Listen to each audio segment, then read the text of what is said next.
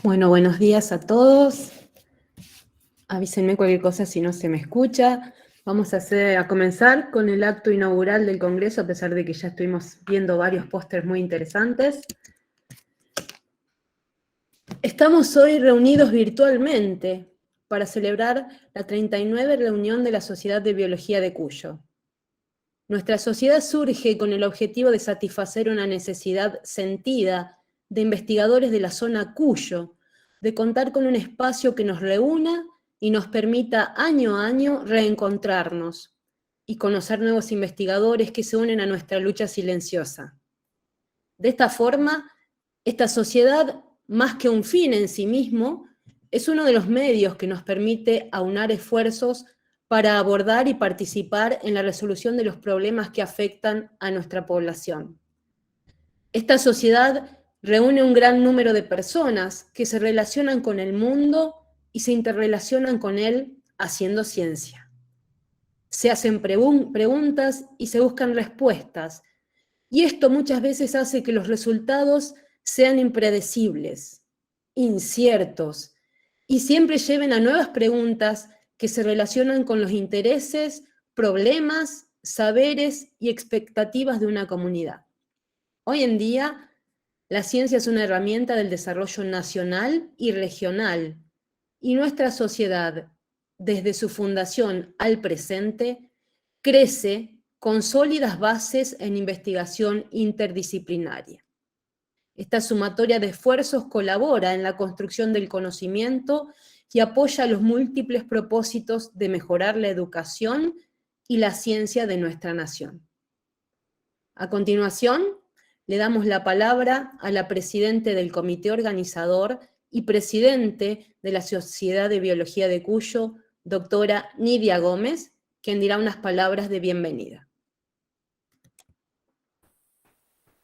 Bien, buenos días a todos. Agradecemos la presencia del señor rector, contador Víctor Moriñigo, del señor secretario de Ciencia y Técnica de la Universidad Nacional de San Luis, doctor Sebastián Andújar, del señor secretario de Ciencia y Técnica de la Facultad de Química, Bioquímica y Farmacia, doctor Fabricio Cid, de la señora doctora Ethel Larregle, vicedirectora del Departamento de Bioquímica. Investigadores, docentes, alumnos, muy buenos días. En nombre de la comisión directiva, les doy la bienvenida a la reunión científica anual de la Sociedad de Biología de Cuyo. Como todos los años, la comunidad de docentes e investigadores de Cuyo y de otras regiones del país nos reunimos para generar vínculos e intercambiar ideas y experiencias, como también incorporar a nobles investigadores en un ambiente ameno y de gran cordialidad que allana el camino y permite que los jóvenes den los primeros pasos en el arte de la comunicación de resultados, en el área de las ciencias de la vida. Las ciencias biológicas, y entre ellas las ciencias de la salud, tienen como objeto de estudio y de aplicación de conocimiento a los seres vivos.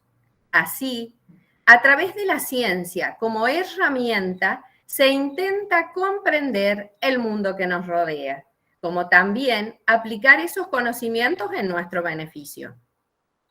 Atravesar la pandemia de COVID-19 nos permite darnos cuenta de nuestra fragilidad, como también la necesidad de equilibrio que necesita el planeta en el que vivimos. Estos momentos de reflexión del área de las ciencias naturales nos convoca a unir esfuerzos para promover una sociedad sostenible, consciente de la fragilidad de nuestro mundo. Los avances científicos nos permiten allanar el camino, encontrar soluciones a los nuevos desafíos. La investigación científica tiene, además, un papel importante en la integración de nuestra sociedad, ya que permite y facilita la construcción de nuevos puentes que fomenten la cooperación buscando alcanzar el desarrollo sostenible tan esperado. La Sociedad de Biología de Cuyo no solo se mantiene, sino también crece. Actualmente se presentan trabajos en 12 áreas del conocimiento y es necesario destacar el gran crecimiento del área de educación y extensión, que permite desarrollar lazos con la sociedad a la que pertenecemos, como también sirve para atraer a los ciudadanos hacia el apasionante mundo de la investigación. Hoy desarrollan y presentan trabajos de educación y extensión no solo los colegas docentes, sino también alumnos que tienen su bautismo científico y son nuestro futuro. La labor científica requiere trabajo en equipo para la obtención de mejores resultados, por lo que más allá de la difícil situación actual, la responsabilidad de nuestra comunidad es seguir aunando esfuerzos que acompañan al crecimiento de nuestra sociedad. Son épocas de cambios, cambios políticos, económicos, pero también cambios sociales, a los que la ciencia no escapa y quizás sea una de las más perjudicadas. Como todos los años, un grupo de docentes investigadores de San Luis, Mendoza, San Juan, se abocan a la organización de nuestra reunión científica anual, aunando esfuerzos sin dejar de lado nuestro trabajo diario. Es por ello que esta tarea solo es posible con el compromiso y la gran vocación de servicio de los que formamos el grupo de trabajo, con lo que realizamos nuestra reunión. Por lo que necesito decir gracias. Gracias a la comisión organizadora de la reunión, donde la doctora Claudia Castro y yo somos solo las cabezas visibles de un grupo o equipo de trabajo con dedicación y ahínco que nos unimos con un objetivo, el crecimiento de nuestra Sociedad de Biología de Cuyo. Simplemente gracias. Como así también quiero agradecer a nuestra comisión directiva en su totalidad, a los conferencistas, quienes, sin lugar a duda, engalanan nuestra reunión. Gracias por su presencia. Al comité académico, integrado por miembros de las 3 casas de altos estudios, San Luis, San Juan y Mendoza. Les agradezco también en nombre de la Sociedad de Biología de Cuyo. Además, es necesario agradecer a las universidades que nos cobijan, especialmente a la Universidad Nacional de San Luis, a la Facultad de Química, Bioquímica y Farmacia, que siempre colabora con este evento. Solo me resta decir que esperamos que la propuesta científica de esta reunión sea de su agrado, como así también que las actividades programadas colmen sus expectativas. Muchísimas gracias. Un buen congreso.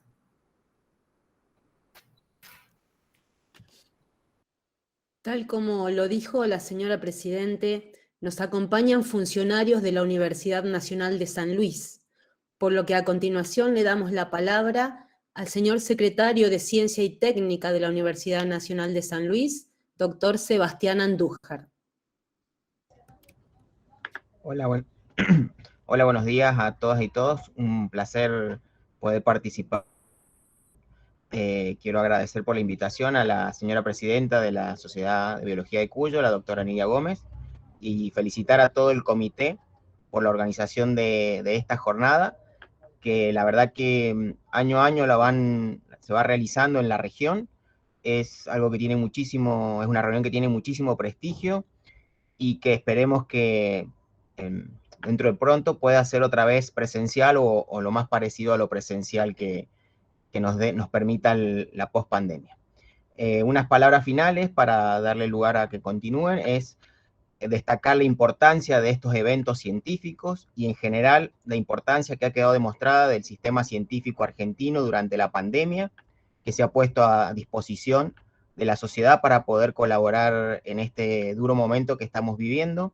Así que bueno, seguir trabajando en la generación de nuevos investigadores, que es de este encuentro, y poder seguir aumentando las capacidades científicas de las distintas universidades del país y en particular las que tenemos acá en la región.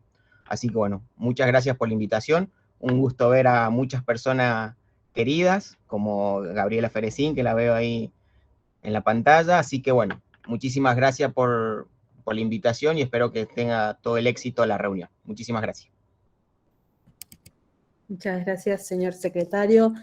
Seguidamente le damos la palabra al señor rector de la Universidad Nacional de San Luis, Contador Público Nacional Víctor Morínigo, agradeciéndole desde ya su presencia y su aval a esta reunión científica. Bueno, muchas gracias por la invitación. Un saludo para todas las investigadoras e investigadores de esta hermosa disciplina de las ciencias biológicas. La verdad que para nosotros los puntanos es un gran orgullo organizar siempre este tipo de encuentros, sobre todo hermanando universidades que nos vio nacer de manera conjunta con la Universidad Nacional de Cuyo, la Universidad de San Juan y la Universidad de San Luis. Así que siempre es un gusto ver cómo la investigación regional de colegas lleva tan excelentes resultados. Como decía el doctor Andújar, ver la trayectoria de este congreso habla muy bien de la temática, pero sobre todo de los participantes que han sostenido con responsabilidad y muchísimo prestigio y nivel académico las distintas ediciones de los distintos años. Así que habla de la madurez de ustedes, así que vayan de la Universidad Nacional de San Luis las felicitaciones. Me parece también que hacen un verdadero aporte a la soberanía científica de nuestro país, que tanto dio la cara por nosotros, como decía el doctor Andújar, en la pandemia. Habla del excelente nivel académico que tenemos en las universidades públicas y también nos pone de manifiesto que esto del cuidado de nuestro querido ambiente no es una cuestión de moda, no es algo que debe pasar, no es algo que es temporario, sino que tienen ustedes una razón de ser muy, pero muy importante. De vez en cuando la economía se acuerda de ustedes y los consulta, de vez en cuando aparece algún virus, también nos preguntan por qué.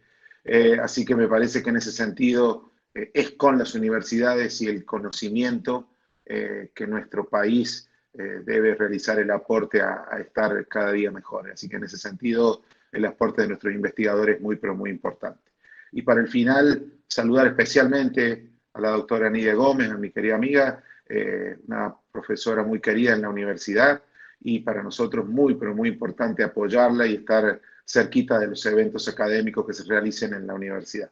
Por supuesto que para nosotros es muy, pero muy importante retomar a la presencialidad y ojalá los podamos tener pronto con una modalidad de la que estábamos acostumbrados. Así que les auguro un excelente encuentro, los saludo a todos y los abrazo a la distancia y bienvenidos a San Luis, aunque sea de esta manera. Así que gracias a los organizadores y ojalá se sientan a gusto en estas jornadas. Les mando un abrazo enorme.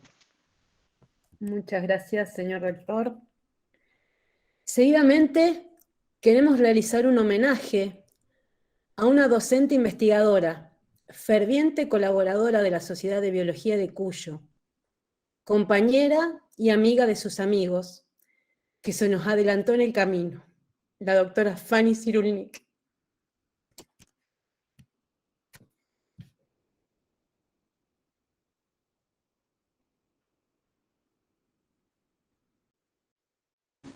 Durante la pandemia de COVID-19, en enero de 2021, falleció en la ciudad de San Luis la doctora Fanny Cyrulnik, quien fuera miembro de la comisión directiva de la Sociedad de Biología de Cuyo en numerosas ocasiones, además de participar asiduamente en comités organizadores y comités científicos de nuestras reuniones. Fanny Cyrulnik fue profesora titular de Química Biológica en la Facultad de Química, Bioquímica y Farmacia de la Universidad Nacional de San Luis, realizando como investigadora importantes e innumerables aportes científicos en el área de la bioquímica animal y vegetal. Como docente y colega, fue un modelo de maestra y amiga, conocida por sus valores éticos y morales. Puntana por adopción, ya que nació en Mendoza, Fue una entusiasta colaboradora de la Sociedad de Biología de Cuyo. Siempre se caracterizó por su disposición y dedicación al trabajo, su compromiso con nuestra sociedad y con la bioquímica en particular. Sus familiares y amigos siempre la recordaremos por el amor a su familia, su optimismo y su visión de la vida. Un ejemplo para todos. El árbol de la vida. Pocos símbolos tienen tantos y tan distintos significados como este. De manera general, el árbol de la vida representa el ciclo de la vida. El nacimiento, representado por sus profundas raíces. Nuestra vida, representado por el tronco que va creciendo en dirección al cielo. Las ramas, con sus innumerables bifurcaciones, representan los cruces de camino que nos van encontrando por la vida y que nos obligan constantemente a tomar decisiones. Deseamos que nuestra familia y amigos guarden con él los mejores recuerdos de cuando nuestros caminos se cruzaron y nos permitieron compartir etapas de nuestras vidas como ramas tiene la frondosa copa de tu maravilloso.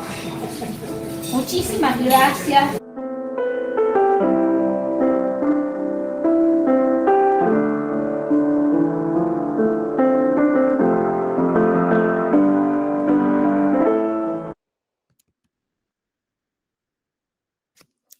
Bien, de esta manera damos por finalizado el acto inaugural.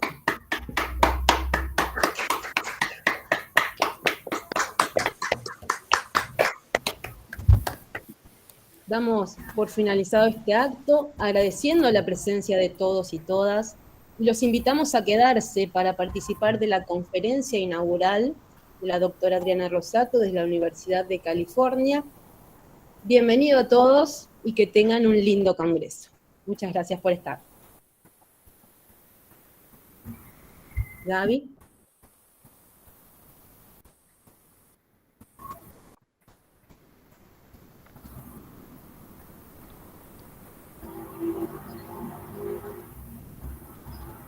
Estás muteada, Gabriela.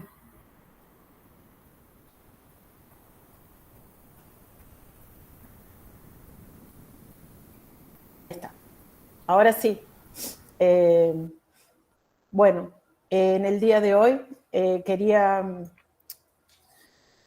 no puedo dejar de estar emocionada de escuchar y de ver tantas imágenes de nuestra querida Fanny. Bien. Para empezar, hoy tengo el gran honor, el orgullo de presentar a la doctora Adriana Rosato, que además de ser una colega brillante, para mí es mi hermana. La doctora Adriana Rosato, desde hace más de 25 años, viene realizando investigaciones clínicas básicas sobre patógenos bacterianos gram positivos y gram negativos, especialmente aquellos resistentes a múltiples fármacos. En los últimos 20 años se ha dedicado a caracterizar los mecanismos evolutivos y moleculares subyacentes a la resistencia de antimicrobianos, especialmente el proceso dinámico de infecciones huésped-patógeno. Su trabajo tiene como objetivo general identificar nuevos loci involucrados en la resistencia y componentes reguladores que contribuirán a la expansión del conocimiento de su biología. Se desempeña como asesora en el campo de la resistencia de antimicrobianos, participando en la revisión de trabajos científicos, de proyectos, en editoriales, en financiación del National Institute of Health y agencias europeas.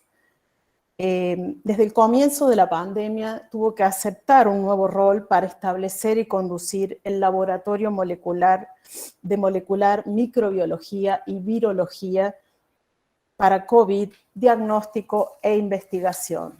En relación a su trayectoria y los lugares en los que se ha desempeñado, Ella es egresada de nuestra Universidad Nacional de San Luis. Trabajó e hizo su maestría en el Instituto Pasteur de Francia, en París. En la Universidad de París también hizo su magíster en ciencias sobre microbiología. Posteriormente hizo su doctorado y su postdoc en la Universidad del Sur de California. Luego trabajó en la Universidad de Virginia, en Estados Unidos. Posteriormente se ha ido desempeñando en diferentes instituciones y ha dirigido numerosos proyectos. Actualmente es el director ejecutivo de microbiología molecular del laboratorio de la Universidad de Riverside, especial en profesor de infecciones de enfermedades infecciosas de la Universidad de California. La conferencia que nos presenta hoy se denomina COVID-19 Infection from Diagnostic to Translational Research Application. Adriana, dejo de compartir y te doy la bienvenida.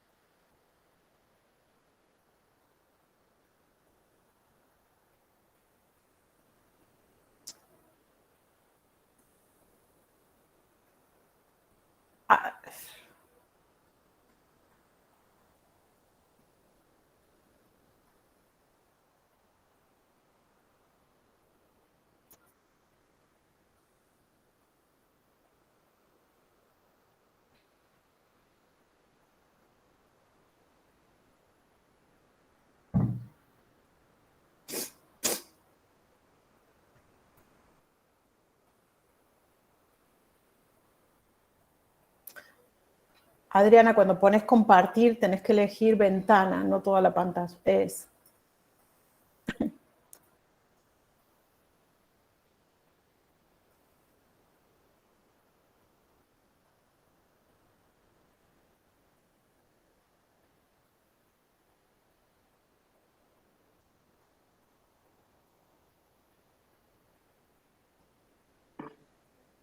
Qué vergüenza.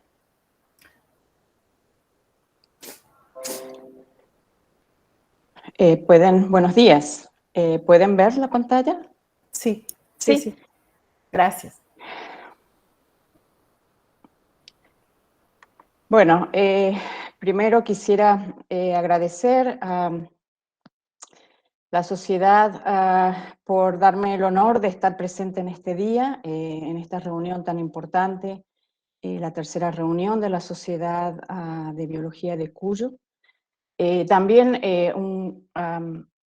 un agradecimiento y, bueno, un abrazo al cielo también a Fanny, a quien tuve el gran honor de conocer, ser su alumna y seguir su trayectoria de investigación durante el tiempo. Comparto la tristeza porque la verdad que creo que fue una gran pérdida, pero al mismo tiempo nos dejó lo mejor de su enseñanza.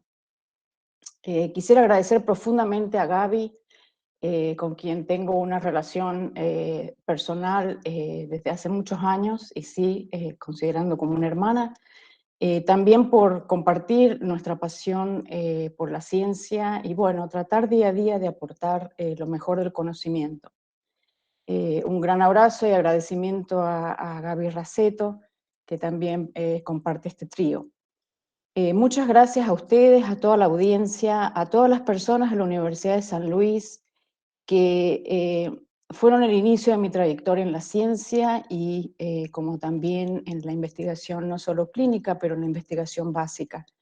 Sería innumerable el número de personas que debería nombrar, Nidia y bueno, muchas otras personas que tienen un lugar muy especial en mi corazón.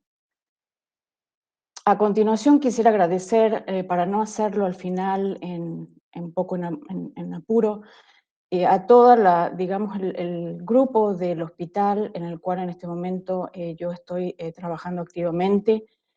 Sin el soporte de ellos, de los médicos, la dedicación a los pacientes durante esta pandemia, no sería posible que yo estuviera presentando y compartiendo con ustedes todo lo que hemos logrado y haciendo desde el año pasado de una manera continua. La gente de mi laboratorio, los cuales tienen una dedicación permanente durante esta pandemia. Nikki, una estudiante que vino durante el verano y su aporte fue muy importante en los estudios de macrobioma en COVID-19. Y un gran agradecimiento a mi esposo, compañero en mi vida de tantos años, con quien, bueno, colaboramos nuestra pasión y compartimos la pasión por la ciencia. Por último, a todos los pacientes que veo día a día, que han podido sobrevivir esta pandemia, y para todos aquellos que perdieron esta lucha. Bueno, yo en esta presentación la quisiera dividir en dos partes. La primera parte es el desarrollo de diagnóstico que debimos emprender para responder a una necesidad muy urgente y de una manera muy rápida en nuestro hospital. Y también todo el desarrollo que hemos hecho de distintas herramientas para poder identificar las variantes que sin duda nos continúan a preocupar. En la segunda parte de mi charla, basado en la observación de nuestros pacientes, despierta mucha curiosidad científica, de las cuales hay varios proyectos que, bueno, desde el año pasado hemos comenzado a desarrollar. Quisiera compartir con ustedes los avances que hemos establecido para poder diferenciar entre pacientes asintomáticos y sintomáticos, el crosstalk que hemos descubierto que existe entre los procesos inflamatorios y los macrobiomas de los pacientes, poder determinar desde su genética hasta la interacción del huésped. Y finalmente, la aparición de numerosas coinfecciones, en particular de COVID-19, con uno de los patógenos que yo he estudiado por más de 20 años, conocido como Methicillin Resistant Staphylo aureus. Bueno, entonces un poco el conocimiento que tenemos de COVID todos ahora es que esta pandemia es producida por coronavirus, un virus que produce una severa, aguda, respiratoria afección. Este virus se descubre, ¿no es cierto?, identificado primeramente en Wuhan, en China, en 2019. La Organización Mundial de la Salud comienza a establecer, declara una emergencia de salud pública en enero del 2020 y oficialmente la existencia de una pandemia en marzo del 2020. Bueno, desde el comienzo de la pandemia hemos observado la aparición de múltiples variantes que continúan de emerger. Entre ellas las más importantes, porque si bien han aparecido muchas, hay algunas que pueden llegar a ser más exitosas, como ustedes lo saben, Alfa, que fue descubierta en Inglaterra, Delta en India, y la que hemos comenzado a ver recientemente, desde unos días pasados, Omicron, en Sudáfrica. Esta información que les voy a presentar es de una conferencia de CDC de este sábado pasado, en donde, bueno, las estadísticas revelan que ya hay 49 millones de casos en Estados Unidos y con una cantidad de muertes de 700.000 pacientes. Bueno, a nivel mundial, esto representa la expansión de este virus que provoca gran alarma, en particular Estados Unidos, China, Rusia y en menos o recién apareciendo en países de África. A nivel mundial se han determinado hasta la semana pasada 264 millones de casos, 5 millones de muertes. Y podríamos decir que realmente es la pandemia más letal que hemos conocido en la historia de las enfermedades infecciosas. Bueno, vamos a comenzar, les voy a comentar cómo comienza estas iniciativas de poder implementar una respuesta en el diagnóstico. Cuando la pandemia ocurre, la verdad, tuvimos a enfrentar varios desafíos. Creo que no estábamos preparados para afrontar una situación real. Las principales limitaciones que tuvimos es que hay muy pocos laboratorios en Estados Unidos que realizan molecular testing para agentes infecciosos, una área poco desarrollada. Entonces, los principales desafíos fue encontrar personal capacitado, técnicos capacitados, y sobre todo porque los laboratorios son inspeccionados por agencias federales, agencias del gobierno, y sin esta regulación y respuestas, los laboratorios no pueden ser operacionales. Entonces, todo eso determina que en la previa administración del gobierno comenzamos a trabajar bajo lo que se llama una emergencia, autorización en emergencia. Bueno, otro de los desafíos, aparte de tener falta de personal, fue la cantidad de reactivos. Empezamos a experimentar una terrible demanda con muy poca cantidad, y la presencia ya o la producción de kits comerciales que permitían la detección de COVID-19, los cuales son bastante onerosos en sus precios y al alcance de muy pocos hospitales.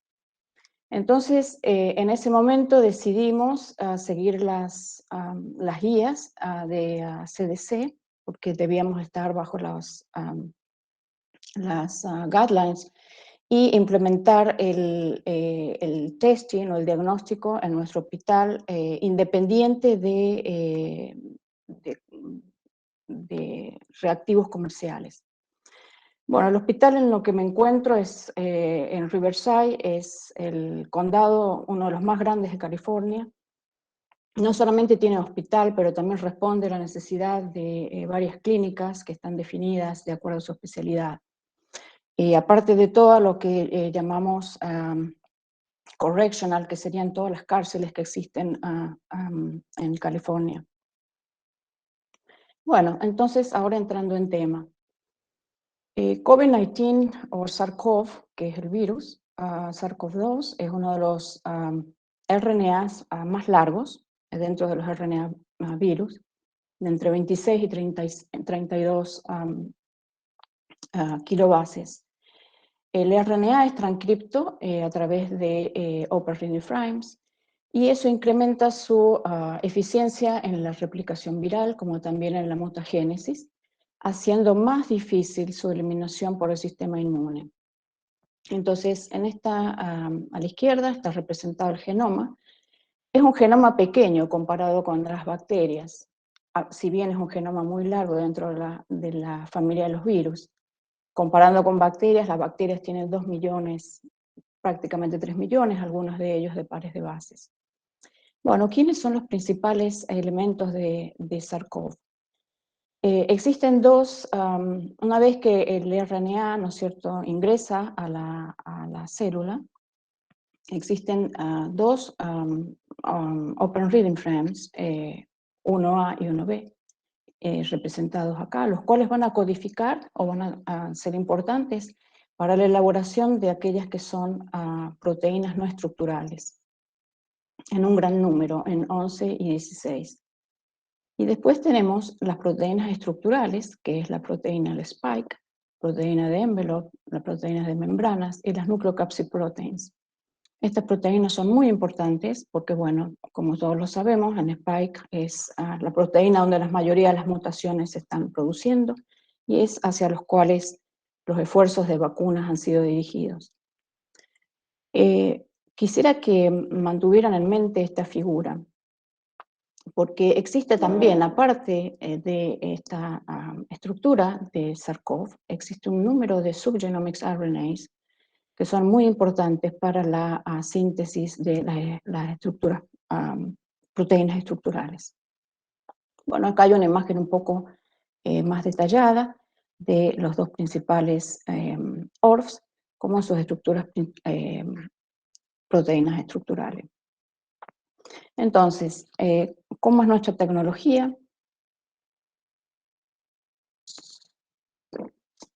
Específicamente recibimos muestras de respiratorias por hisopados nasales, pero también hemos logrado validar la tecnología para todo tipo de espécimes, como esputos, materia fecal, sangre o de cordón umbilical y otras.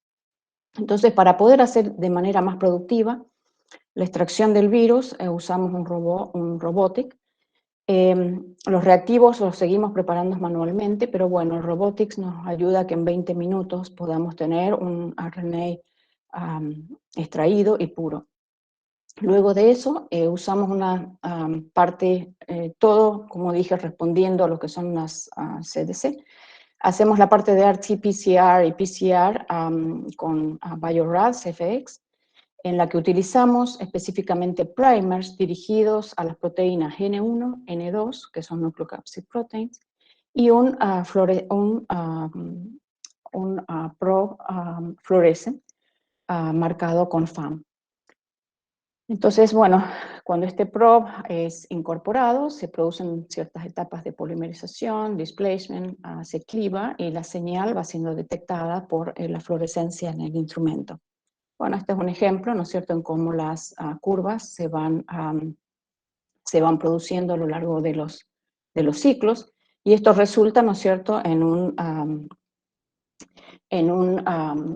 threshold, para los cuales, bueno, también interpretamos ese cutoff definido por CDC. Las cepas que son menos de 40 ciclos o alcanzan esa señal son los que consideramos como positivas y detectadas, las que están inferiores a 40 no detectadas, y también las que son inconclusive, que pueden ser o falsos positivos, negativos o algún problema en la extracción. Bueno, dentro de esta tecnología también incorporamos un gen humano, RP, y este gen nos permite estar seguros que la calidad de la muestra es óptima. Debido a la aparición de variantes, y esto cómo puede influenciar no solamente el manejo del paciente, sino la transmisión, cómo controlar dentro del hospital cuáles son los pacientes que debemos aislar, debimos adaptar esta técnica para la identificación rápida de las variantes. Eso no significa que usamos este método como único. Una vez que tenemos esa presuntiva identificación, todas las muestras son secuenciadas a través de el genoma es secuenciado. Bueno, algo que es bastante interesante es que SARS-CoV, comparado con otros virus, muta lentamente, aunque no nos parezca que la aparición de las variantes demostraría lo contrario. En definitiva, es mucho más lenta su habilidad para hacer mutaciones si lo comparamos con el virus de la influenza, ¿no?, de la gripe, y también del HIV. Pareciera que en definitiva SARS-CoV tiene un sistema de reparación de sus errores muy alta, y eso lo logra a través de exonucleasas, que es una exonucleasa exon 2, que está encodada también por su genoma. Y la prueba de esto es que cuando hay ciertos grupos que han logrado inactivar el gen de esta exonucleasa, eso determina un incremento de la mutación. Y está siendo visto en el futuro como también un posible terapéutico. Bueno, ¿por qué es tan importante el conocimiento de las variantes? Primero, porque impacta el diagnóstico, el tratamiento y también las vacunas. ¿No es cierto? Eso es una preocupación constante si las vacunas aún son efectivas. También es importante para determinar cuánto transmisible es, cuánto virulento es y principalmente cómo podemos predecir la severidad de la infección. Bueno, esta fue la primera variante que aparece, originada en Inglaterra. Entonces, tomando en consideración que la variante alfa, UK, tiene en su genoma una deleción en el aminoácido 6970, correspondiente a estos nucleótidos, decidimos sintetizar primers, forward and reverse, que puedan estar alrededor de, o encerrando, ¿no es cierto?, esa deleción descrita en esta región. Entonces, lo que nosotros continuamos haciendo es agregamos este probe a nuestra plataforma existencial, y de esa manera podemos determinar que cuando estamos enfrente de la presencia de la variante, lo que detectamos es la falla en la amplificación o la falla de la detección debido a que esos probos y primers, ¿no es cierto?, no pueden unirse en la región. Entonces, como vemos esos perfiles, los nucleocapsid 1, 2 continúan a ser amplificados. Si la variante está presente, no hay amplificación, y este es el gen humano que nos establece la calidad de la muestra. En contraste, esto sería, ¿no es cierto?, un paciente que no tiene la variante, en cual la amplificación se puede observar. Bueno, como yo les decía, una vez que nosotros establecemos este rápido diagnóstico, informamos a los médicos para tomar sus decisiones. Las muestras son todas secuenciadas y comparadas con el genoma descubierto en Wuhan. Como ustedes ven, esa deleción no está presente, y está presente dentro de las muestras que son alfa variant. Bueno, cuando establecimos este método, pudimos correlacionar y estar en favor de lo que había sido realizado en Inglaterra por Salud Pública, en los cuales ellos también usaron este método para el testeo rápido de la variante. Lo que es importante remarcar es que es un método altamente sensible, con un 99,5% de sensibilidad. Bueno, cuando tuvimos la variante Delta, pensamos inmediatamente qué puede ser único dentro de esta variante que difiera con la variante de Inglaterra. De vuelta, encontramos que tiene una mutación o una deleción única en su genoma, y tomando ventaja de esa deleción, hicimos la misma síntesis de primers y de probe fluorescen alrededor de esta deleción. Bueno, algo que les quería decir, cada vez que enfrentamos un nuevo diagnóstico, nosotros debemos validar un cierto número de muestras para que, digamos, CLIA, que es la agencia que regula los laboratorios, pueda estar conforme con la validación, el límite mínimo de detección del virus, la sensibilidad, la especificidad de la técnica, los valores que se pueden predecir como positivos y negativos. Entonces, por eso es que debemos primero validar las técnicas en un gran número de muestras. Bueno, Delta, con el mismo principio, una vez que hacemos estos métodos rápidos, debemos luego hacer las validaciones con los genomas y alinearlos hasta que encontramos, ¿no es cierto?, la deleción que está presente, característica de Delta, y también otras mutaciones que son importantes. Bueno, en cuanto a Delta variants, esta es una información hasta este sábado pasado. Cuando nosotros comenzamos la validación en el mes de julio de este año, había alrededor de un 80% de Delta variants, aún un 20% de Alpha variant. Pero la semana pasada, Delta hemos podido observar, como en muchos hospitales y organizaciones en este país, que Delta es dominante, digamos, con una presencia entre un 99,9%.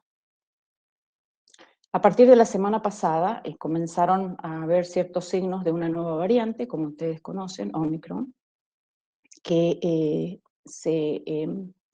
digamos, su primer lugar de aislamiento fue en Sudáfrica. Bueno, esta información que les voy a presentar es muy reciente, de este fin de semana pasado. La diferencia de Omicron con las variantes anteriores es que está aún o presenta una gran cantidad de cambios aminoácidos, entre 45 y 52, con un gran número de deleciones e inserciones, en particular 15 de ellas dentro de la parte de receptor binding domain. Perdón, pero tengo un background.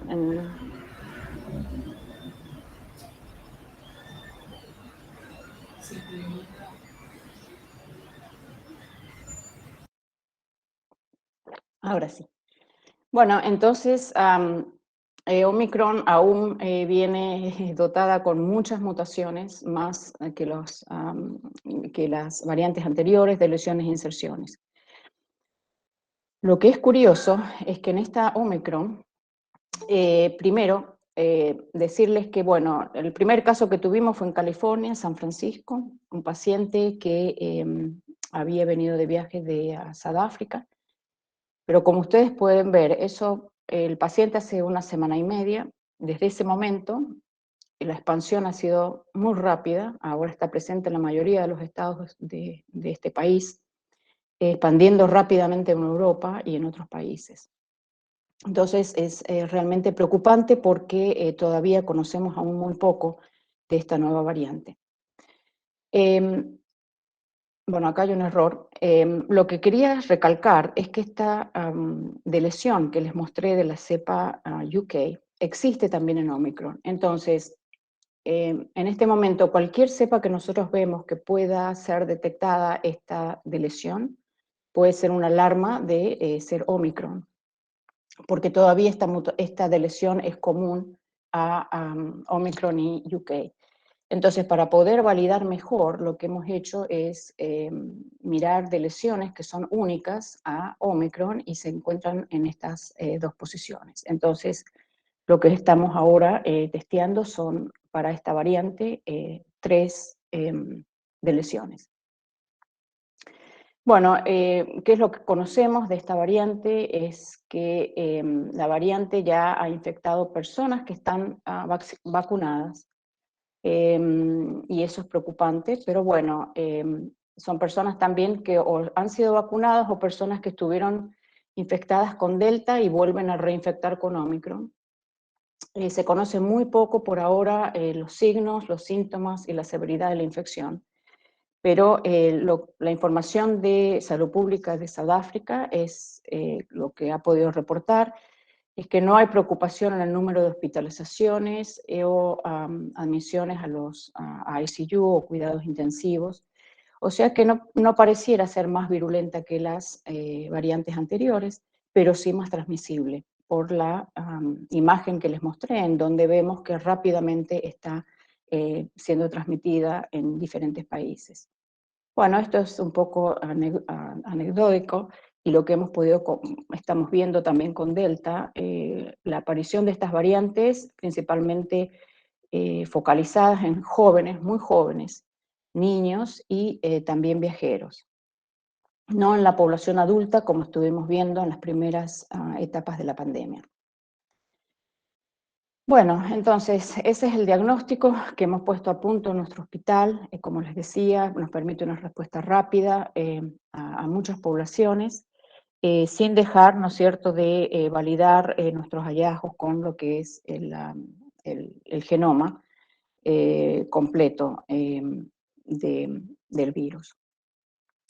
Bueno, entrando un poquito más a la parte más investigación, el proyecto de interesarnos a poder descifrar las diferencias de expresión que puede existir entre asintomáticos y sintomáticos viene por la observación que nuestro hospital tiene un hospital donde tenemos pacientes con problemas mentales, y en este hospital la mayoría de los pacientes son asintomáticos.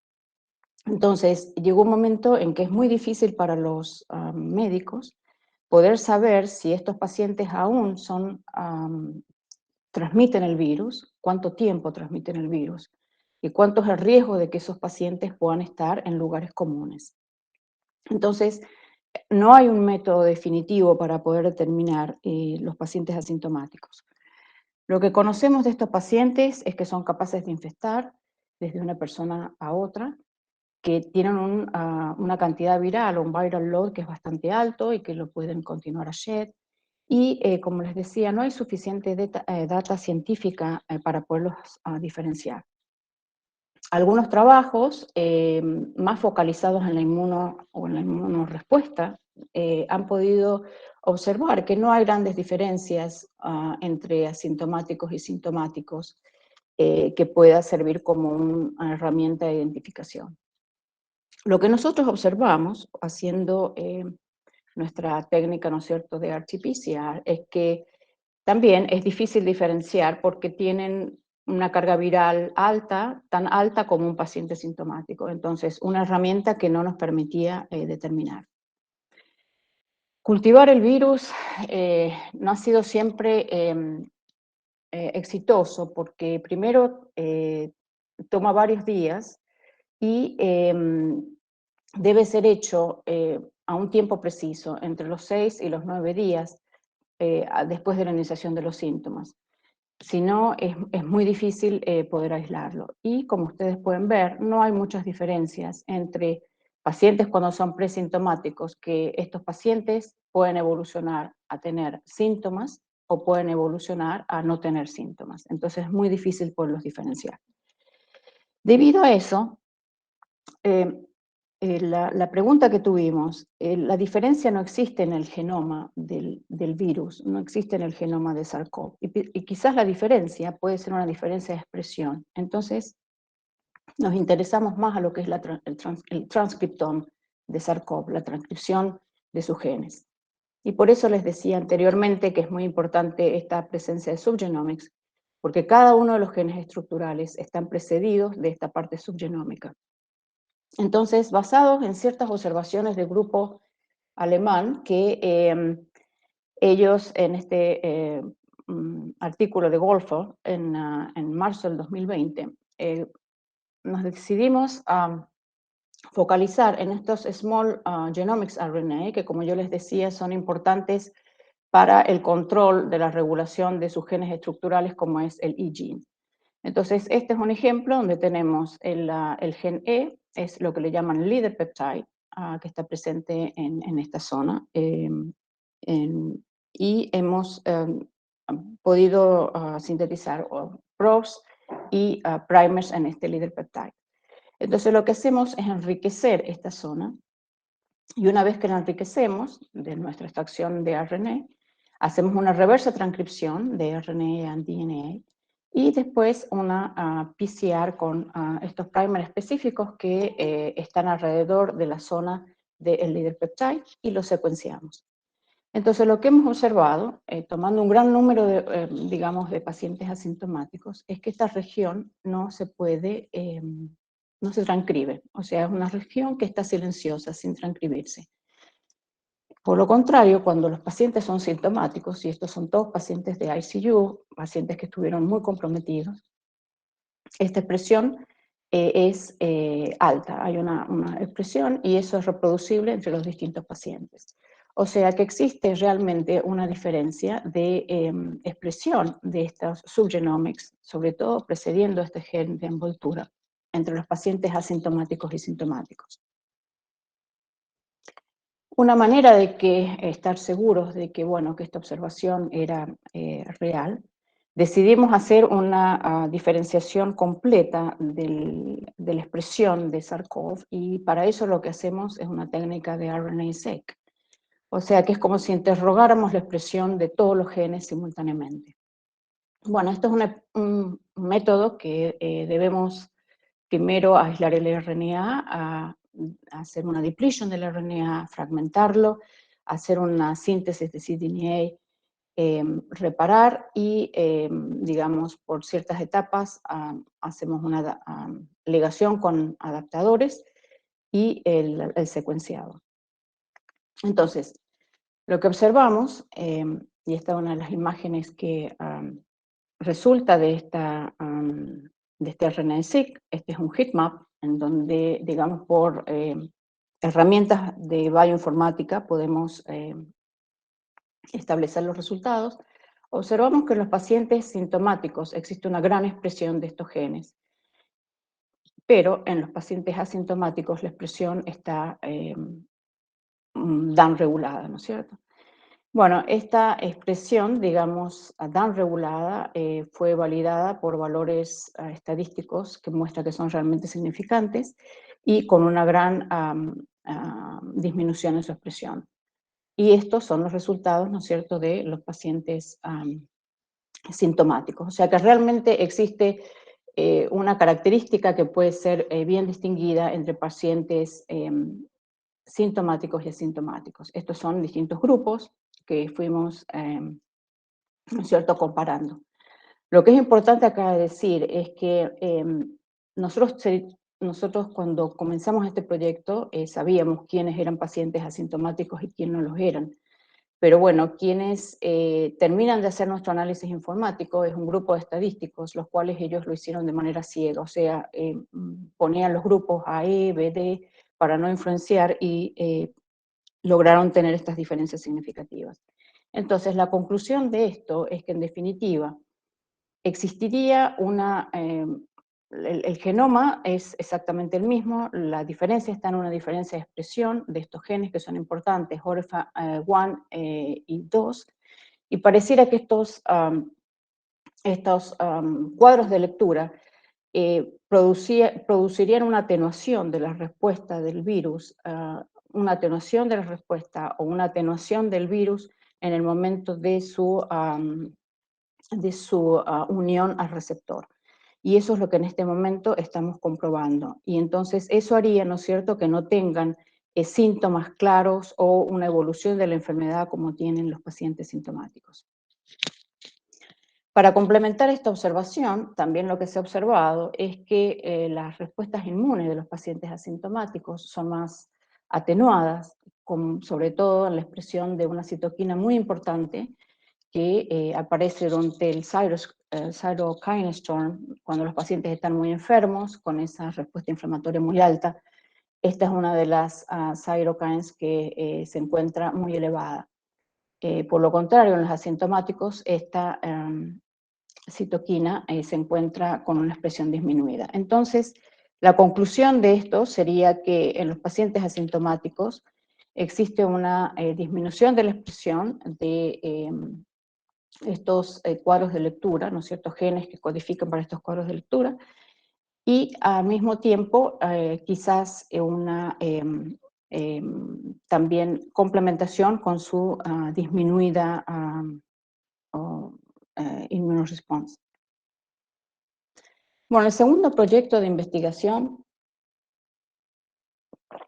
es una pregunta que surge debido a que tenemos un gran número de pacientes, los cuales cuando manifiestan la infección por COVID, lo hacen a través de manifestaciones de diarrea y con alteraciones en su sistema gastrointestinal.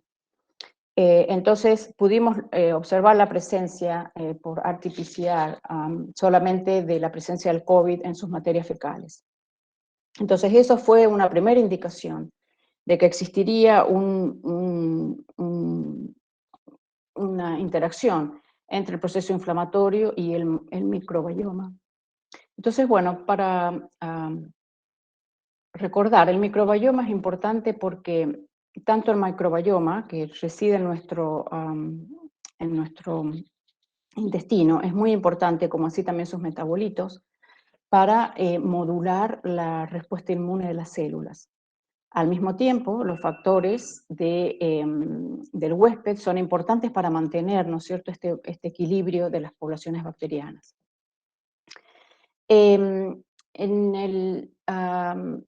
Y el hecho de que existe este equilibrio, ¿no es cierto?, cuando ese equilibrio no está presente, eso es lo que resultaría en un excesivo nivel de citoquinas. Algo que quisiera remarcar es que este virus, ¿no es cierto?, SARS-CoV, una vez que se une a su receptor y entra, ¿no es cierto?, a la célula por endocitosis, También está presente ese receptor en la cavidad oral, en el esófago, en el hígado y en el pequeño y en el largo intestino. O sea que eso reforzaría la idea, ¿no es cierto?, de que el microbioma pueda ser muy importante entre la diferencia en aquellos pacientes que van a estar gravemente enfermos y aquellos que no. Entonces, para poder verificar esta hipótesis, lo que hemos comenzado a hacer es un randomized estudio en donde incluimos la evaluación de los factores de inflamación y también del microbioma de cada uno de los pacientes. Entonces, los grupos que tenemos son grupos donde son pacientes que, como dije, están en cuidados intensivos, pacientes que no están en cuidados intensivos, y también tenemos un grupo control que son sujetos sanos.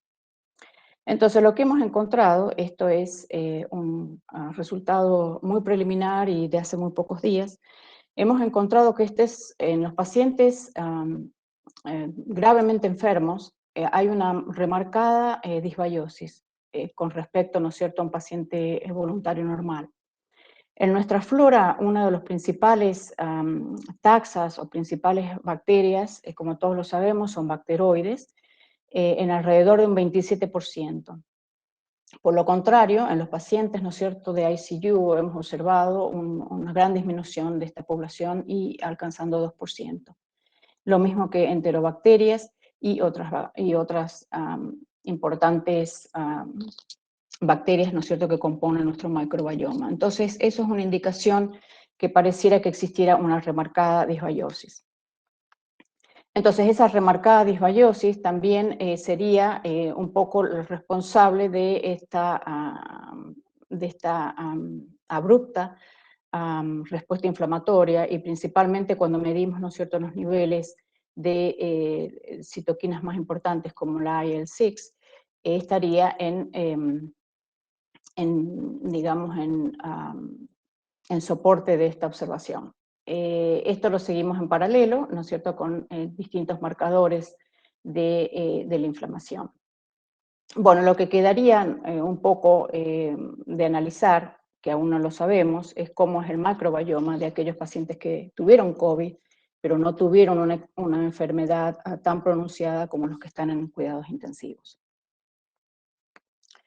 Bueno, por último, les quiero comentar muy rápidamente, este es un proyecto en el cual lo que observamos surge de la observación que tuvimos un cierto número de pacientes, lamentablemente todos murieron en muy pocos días, porque no solamente estuvieron afectados por la infección de COVID, pero sino también en paralelo por el desarrollo de una bacteriemia debido a methicillin resistant S. aureus. Bueno, esta es una bacteria que se conoce como superbug, responsable de infecciones respiratorias también en el hospital, la comunidad y en poblaciones con un sistema inmune muy comprometido como cistis, fibrosis, diabetes y HIV. Esta bacteria es súper resistente a todos los antibióticos, en principal a los beta-lactams. Y para controlar esta bacteria, como se hace en todos los hospitales, hay programas de infección de control en donde cada paciente debe ser, ¿no es cierto?, screen a la entrada del hospital para saber que no son portadores y dentro del hospital. Entonces, a pesar de que nuestros programas de infección son muy estrictos, comenzamos a ver que al comienzo de la infección de COVID también hubo una strong asociación con infección por MRSA y bacteriemia. Entonces, la pregunta más importante en este proyecto es ¿cuáles son los factores que COVID o cómo COVID está modulando o haciendo, o cuál es la interacción entre estos dos patógenos? Lo que es importante resaltar es que COVID es una infección dominante y hay muy pocas bacterias que han podido lograr coexistir o coinfectar. Una de ellas es MRSA.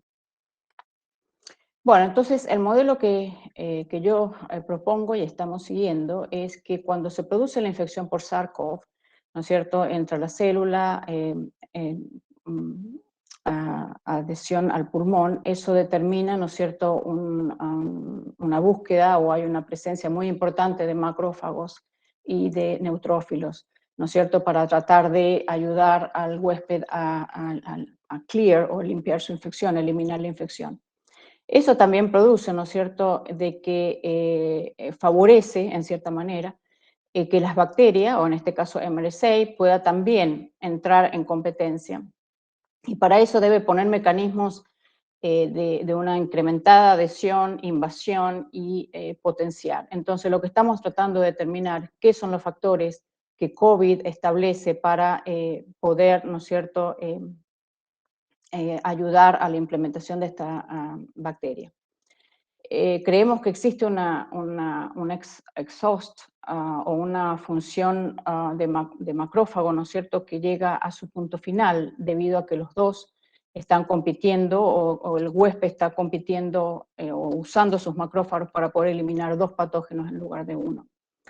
Bueno, lo que hemos observado es que COVID, si ponemos un paciente COVID con un MRSA, ¿no es cierto?, normal, y un paciente COVID con un MRSA que estuvo coinfectando, pareciera ser que COVID tiene factores, o quizás hay factores en el suero, como estamos determinando ahora, que incrementan, ¿no es cierto?, la virulencia de esta bacteria.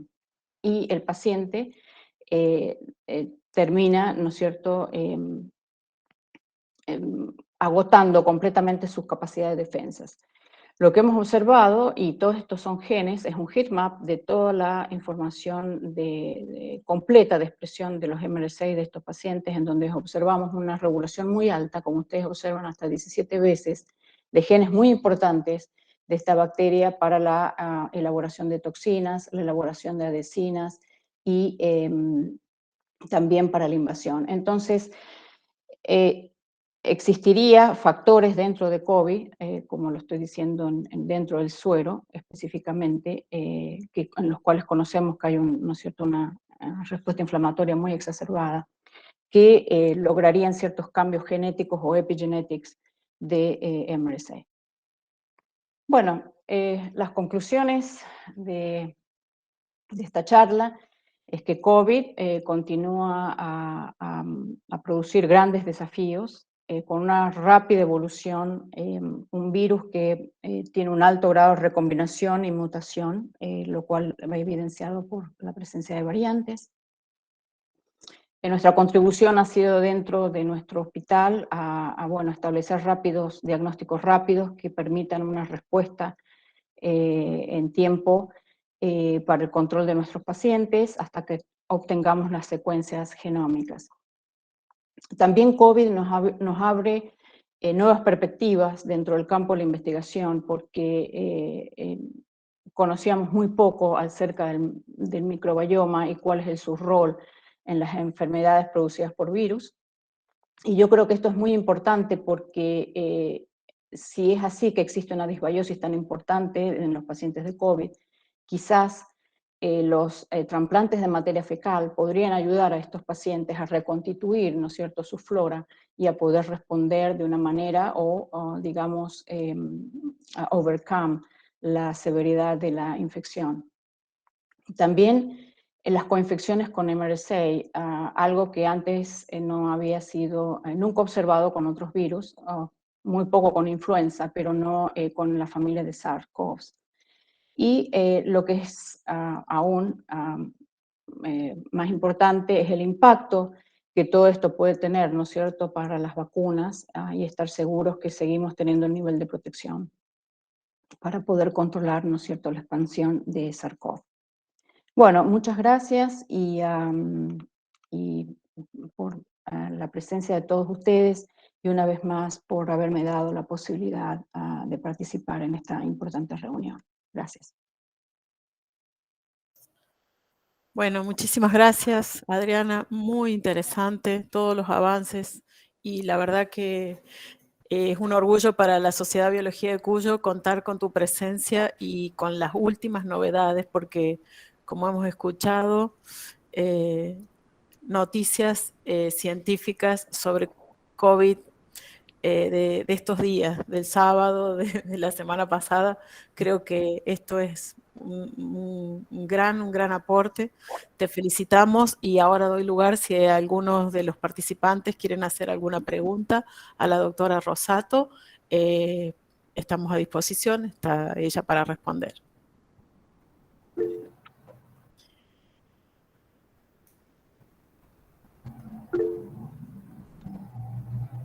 No sé quién, Emiliano Fumagalli, levanta la mano. Abrir, ahí. Bueno, gracias. Doctora Rosato, primero quiero decir que me resultó fascinante su presentación. Mi imaginación está volando por todos lados, estoy súper estimulado con lo que presentó, realmente muy interesante. Yo estoy participando en proyectos de investigación que tienen que ver con COVID, otros aspectos de la enfermedad de COVID que tienen que ver más con la parte neurobiológica, pero la verdad que me resultó muy interesante, sobre todo la parte donde nos cuenta que hay una diferencia a nivel de expresión de componentes genómicos del virus que está relacionada con la severidad de la infección. O sea que hay una diferencia a nivel de expresión de esos componentes. Ya. Eso me genera algunas preguntas, porque yo tengo más una tendencia a pensar en la variabilidad genética a nivel humano y cómo esa variabilidad podría influir en los distintos efectos o los distintos síntomas del virus. Lo que se ha estado viendo hasta hace un tiempo, yo hace un tiempo estuve haciendo una revisión bibliográfica que además va avanzando rapidísimo, pero se sabe poco sobre esa variabilidad. Hay pocos componentes que se sepan que estén asociados a la severidad de la infección. Entonces, me pregunto, ¿qué podría estar determinando esos distintos patrones de expresión del virus en distintas personas? Evidentemente, quizás la parte genómica humana no sea la más importante. Quizás haya variabilidad a nivel de transcripción, o sea, la variabilidad a nivel, a ver, esta palabra no me va a salir, pero transcriptómico. Transcriptómico. O epigenético. Hay dos componentes de variabilidad que son importantísimos y que son muy difíciles de desentrañar. Pero, ¿usted qué opina sobre eso? Bueno, lo que yo les contaba de estos pacientes asintomáticos, primero que son jóvenes, la mayoría, yo diría, entre 20 y 40 años. Muchos de ellos son personas que vivieron mucho tiempo en la calle, lo que acá son homeless. Entonces, a mí me da la impresión de que el hecho de, bueno, viven en condiciones extremas, ¿no es cierto? En donde, bueno, se confrontan a estar en la calle, donde hay a lo mejor la presencia de factores ambientales, suciedad, falta de higiene, ¿no es cierto? Y eso quizás lo que determina en estos jóvenes es un sistema inmuno un poco más robusto también, ¿no es cierto? Porque está como más inmunizado. La diferencia de expresión, yo creo que el gen, ¿no es cierto?, tiene una capacidad de mutar y de recombinar muy alta, pero debe jugar con, no sabemos todavía qué es lo que atenúa esa respuesta de expresión, ¿no es cierto?, en los genes que yo les mostraba de los asintomáticos. No sabemos ni qué es lo que lo induce o qué es lo que lo hace silenciar. Quizás hay ciertos factores, ¿no es cierto?, que no conocemos. Estamos explorando aún más esta población que puedan determinar, ¿no es cierto?, esa disminución de agresividad del virus. Que haría que a lo mejor, si bien hay unión a su receptor, ¿no es cierto?, ahí C2, una vez que se bind, pero bueno, después de esa unión no hay una progresión a una enfermedad intensa con una respuesta inflamatoria como lo vemos en otros pacientes. Quizás el hecho de que el ORF1A y B son importantes para la síntesis de proteínas no estructurales, quizás únicamente el virus tiene únicamente una capacidad de defensa con sus proteínas más importantes, ¿no es cierto? Que es la del binding o el spike, y no las otras. Pero bueno, no sabemos todavía cuáles son los factores que pueden determinar, ¿no es cierto? ¿Qué es lo que hace? Debemos jugar con varias cosas que induzcan los genes o que los atenúen, ¿no es cierto? Para poder establecer. Después la pregunta dentro de lo que me dice de su interés en neuroscience, lo voy a decir así, es que no conocemos, a pesar de que la mayoría de los pacientes de COVID pierden el olfato, no sabemos por qué eso se está produciendo, porque no hay receptor en las neuronas. Eso es lo que sabemos por ahora. Entonces, eso es una pregunta muy interesante. ¿Por qué pierden el olfato? Aún no lo sabemos, porque el virus no tiene receptores en el brain. Bien. Muchas gracias. Seguro. A ver si tenemos alguna otra pregunta. Yo quería decir que entonces, en relación a la interacción que han visto ustedes con el microbioma, sería interesante mantener un microbioma, digamos, saludable, si se pudiera decir, tomando las precauciones esas habituales que actualmente, que desde hace unos años nos hablan del no uso indiscriminado de antibióticos para mantener un microbioma intestinal saludable. Sí. Entonces, la diferencia podría estar en aquellas personas que tuvimos COVID y no tuvimos las diarreas típicas que tuvieron muchos en nuestro propio microbioma, ¿no? Además de un montón de interacciones que seguramente están. Sí. Y, sí, yo... Sí, eso, a modo preventivo, digamos, se podría recomendar cuidar mucho con el uso de probióticos, todo lo que nos mejore nuestro microbioma. Sí, aparte que hay que pensar que, bueno, en muchos lugares, ¿no es cierto?, hubo un uso bastante abundante de azithromycin, ¿no es cierto?, de muchos antibióticos para el control de estos pacientes de COVID. Entonces, quizás no solamente el microbioma del paciente per se, pero quizás el abuso, ¿no?, de haberlos tratado. Y lo mismo con la infección, cuando les hablaba de coinfección, en MRSA, la cantidad de antibióticos es importante, ¿no es cierto? A veces hasta 3 o 4 combinaciones, y eso también, esa depresión que se va produciendo en el microbioma, va afectando, ¿no es cierto?, la capacidad de la respuesta inmune que uno pueda poner en juego.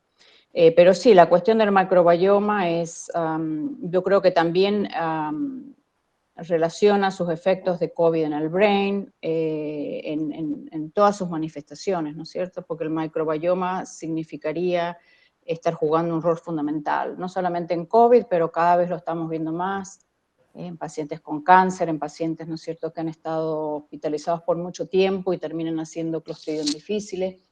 Y bueno, la idea sería que si nosotros encontramos que en todos los pacientes de cuidados intensivos está esta depresión del microbioma, uno de los caminos a seguir sería tratarlos con trasplante fecal de donores sanos, que eso se está haciendo mucho, para poder, ¿no es cierto?, reconstituir toda esa flora y ayudarlos a mejorar. Perfecto. Y en relación a los síntomas, como por ejemplo pérdida de memoria, eso todavía no se sabe nada. No hay, digamos, un determinante de algún tipo, no. Porque es bien extraño eso, ¿no? Para tratar de contestar esa pregunta de que si no tiene receptores para las células nerviosas, para ningún tipo de células del sistema nervioso. Para ningún tipo. Quizás es un efecto indirecto, ¿no?, que se está produciendo en otro lugar, y eso después, ¿no es cierto?, tiene repercusiones. Claro, algún metabolito, algo. Ya. Gaby, Walter Manucha había pedido la palabra. Ay, no lo vi, es que no sé cómo, recién me aparecía la persona que pide y tengo que darle que... La verdad que es muy lindo verlas a todas. Silvina, Nidia. Acá estamos empujando la frontera de la ciencia, como se pueda. Muy bien. Walter, si querés, podés hacer tu pregunta. Bueno, felicitaciones, doctora Rosato. Realmente, como dicen todos, un lujo, un placer. Conozco a gente ahí en Virginia. Ariel Gómez, no sé si lo tiene. Él está en hipertensión, que es el área un poco más que me vincula. Bueno, un par de cositas, porque uno de refilón está trabajando con pacientes con COVID. Yo, particularmente, con altas dosis de vitamina D.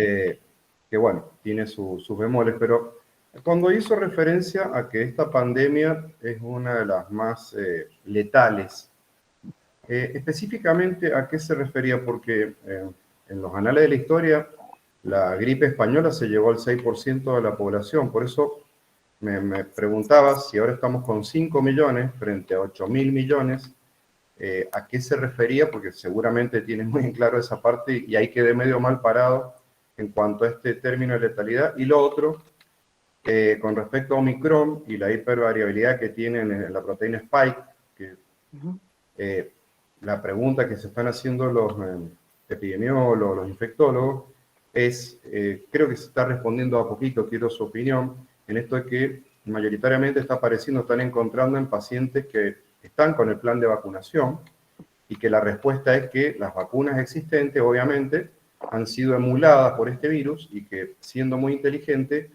intentan no eliminar al huésped que le da vida y va a transformarse de a poquito en algo no epidémico, sí, a nivel global, pero más bien endémico, no mortal.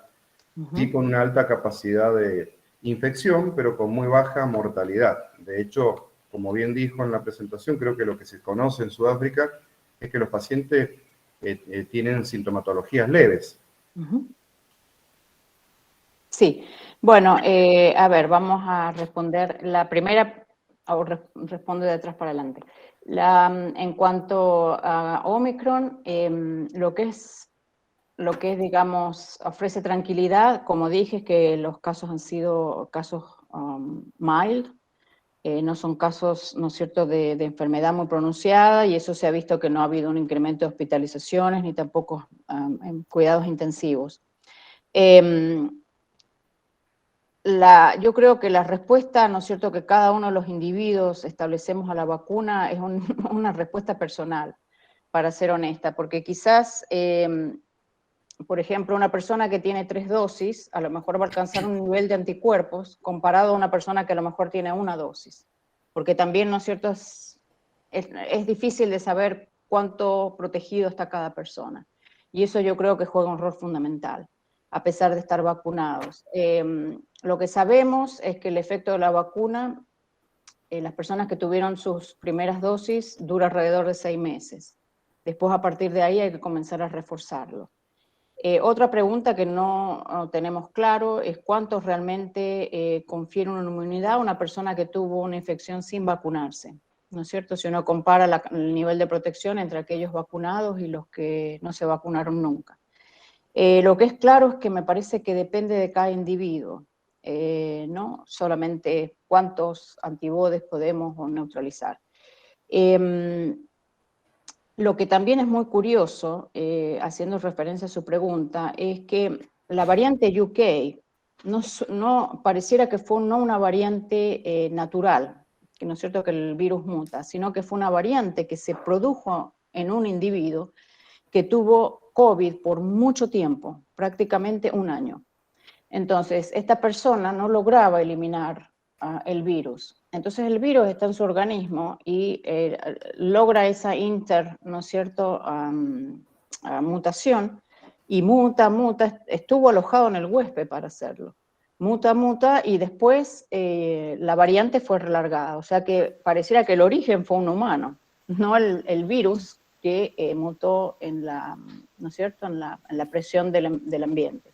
Sí, si mal no escuché, era una mujer, creo que con VIH.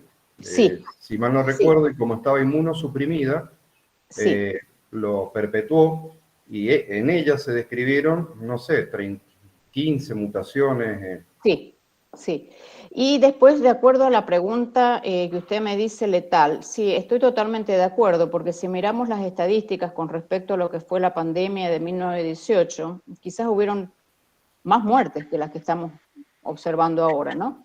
Pero bueno, hay que tener en cuenta de que quizás esa letalidad se está observando únicamente en pacientes que alcanzaron una severidad de infección muy pronunciada. A lo mejor no tenemos datos de pacientes que son asintomáticos. Los asintomáticos contribuyen a un 59% de transmisión. Y es un nivel muy alto. Y quizás esos pacientes no están siendo contados o están siendo contados dentro de las porque sí, proveen un 59% de transmisión, sin ser detectados, ¿no? No sé si contesté a sus preguntas. Y Sí. Me queda alguna más. Sí, pero bueno, es lo que es mi opinión y lo que conozco hasta ahora. Gracias, Adriana, y felicitaciones. Gracias, Fernando. Bueno, Adriana, le quiero hacer una preguntita. Bien, correcto. Bueno, Adriana, primero, un placer escucharte. Me encantó tu charla. Sencilla y aparte muy actualizada. Una pregunta, quiero tu opinión acerca de las vacunas que se están colocando, si bien no necesariamente son las mismas que en Estados Unidos, pero no sé si sabes que acá la tercera dosis se la están colocando y, bueno, una de las cosas que más me llamó la atención, que acá comenzaron muy tempranamente con los niños. Si crees que esa era una medida que vos la aprobabas o la apruebas así tan rápidamente. Ahora, o sea, ¿qué poblaciones crees que se debería vacunar? ¿A todos? ¿Y con qué vacuna preferentemente o cuál no? Bueno, yo creo que me parece que los niños, con mucho respeto a los programas en Argentina, me parece que los niños fueron prematuramente vacunados, porque no teníamos suficientes datos, ¿no es cierto?, de la seguridad en la población. Lo mismo pasó acá en Estados Unidos, llevamos un tiempo largo hasta que pudimos vacunar a las embarazadas.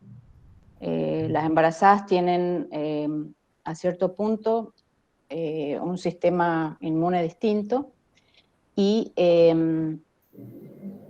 lo que yo recuerdo es que muchas de ellas son asintomáticas, llegaban a tener a sus bebés y eran positivas y no habían tenido ningún síntoma.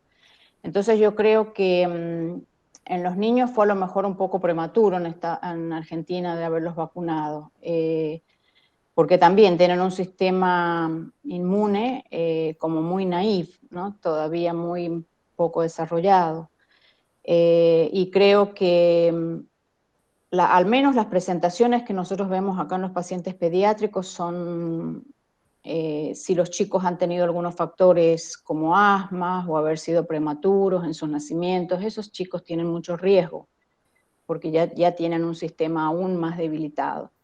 Pero bueno, ahora la población que acá se ha cubierto es entre 5 y 11 años y respondiendo muy bien, pero bueno, hay muchos datos clínicos que muestran la safety de las vacunas, pero lamentablemente lo que hemos visto es en estos últimos días muchos bebés positivos a COVID con Delta variant.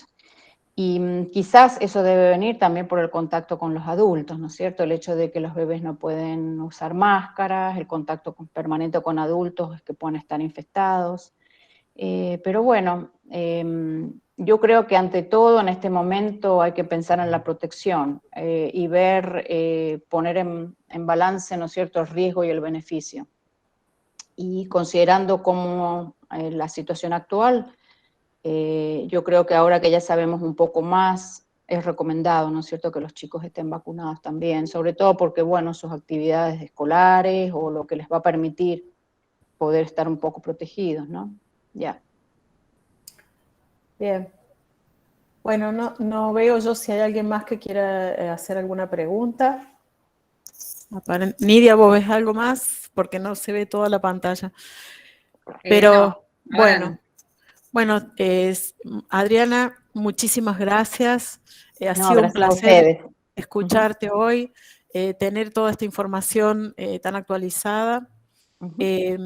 Aquí en San Juan quería comentarte que hay una nena que tuvo COVID y quedó con secuelas neurológicas importantes.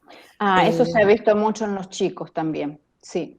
Muchas secuelas neurológicas. Por haber tenido COVID, Sí. que había sido asintomática, pero bueno, sí. se está recuperando poco a poco, pero fue un caso muy conocido, especialmente porque era una alumna de nuestra carrera de agronomía y era su hijita. Y también mencionarte que, para que lo marques en el mapa, apareció en Argentina, en Villa Mercedes, San Luis, el primer caso de la nueva cepa Omicron. El hombre está aislado porque cuando llegó de Sudáfrica, él avisó y se mantuvo en cuarentena, lo mismo que sus familiares. No tienen síntomas. Ese es un dato que está, creo que es el primero en Argentina, el caso ese.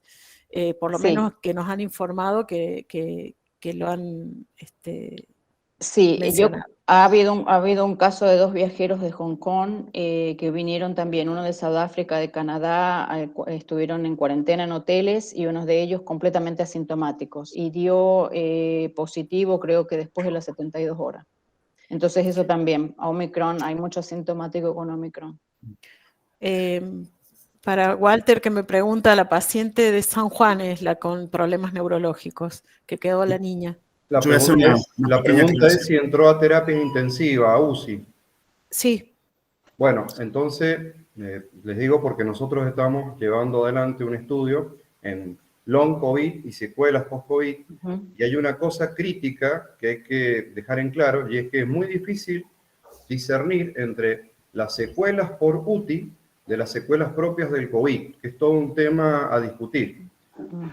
A veces se confunde y se lo asocia a COVID, y en realidad los cuidados intensivos per se dejan secuelas. Eso es algo que hay que saber caracterizar. Probablemente Emiliano pueda aportar algo al respecto, que está en neurociencias, pero eso es lo que nos dicen por lo menos los neurólogos con los que estamos trabajando. Sí, quería hacer una aclaración. Sí hay presencia de receptor AC2 en neuronas. Oh, sí. Sí. No estoy seguro en qué población de neuronas, si son las neuronas, hay muchos tipos, pero hay. Y el mecanismo de invasión a tejido nervioso central, sistema nervioso central, perdón, no se conoce muy bien. Un mecanismo podría ser en vía por forma retrógrada de las neuronas olfatorias hacia el cerebro. El otro mecanismo propuesto es un mecanismo tipo troyano de los macrófagos, que son invadidos, también tienen receptores AC2, son invadidos por el virus. Los macrófagos pueden atravesar la barrera hematoencefálica y llevar el virus al sistema nervioso central. Pero sí está claro que invade. Sí, y eso debe ser de hace poco, ¿no, Emiliano? Sí, es porque una conferencia que yo escuché hace poco, sí no tenían todavía mucha... Y el otro tema es que el daño aparentemente está mediado por tormenta de citoquinas en el sistema nervioso central. Sí, nosotros hemos tenido muchos pacientes, incluso médicos, que tuvieron COVID vacunados, y una de las cosas que ellos remarcaban era esa falta de poder recuperar la concentración y el foco. Les costó mucho. Sí. Sí, a mí me pasa. Sí. Neblina le llaman, neblina. Sí, neblina. Es como que quiero recordar un nombre de una persona y no puedo. Es muy raro. Muy terrible. Bueno. El término long COVID que mencionó Walter es lo que ahora se está manejando. No se sabe por cuánto tiempo, si es crónico o qué características tiene esa secuela. Ya. Muy bien. Bueno, muchas gracias. Muchísimas gracias. Felicitaciones. Muchas gracias. Gracias, Adriana. Y sobre todo porque Adriana ya eran las 5 de la mañana cuando empezó. Sí, ahora son las 7:05. Para desayunar. Gracias, un cariño grande. Buenos Bye. días. Ujú. Chao. Bye. Chao, Adriana, un gusto Chao. escucharte. Ujú.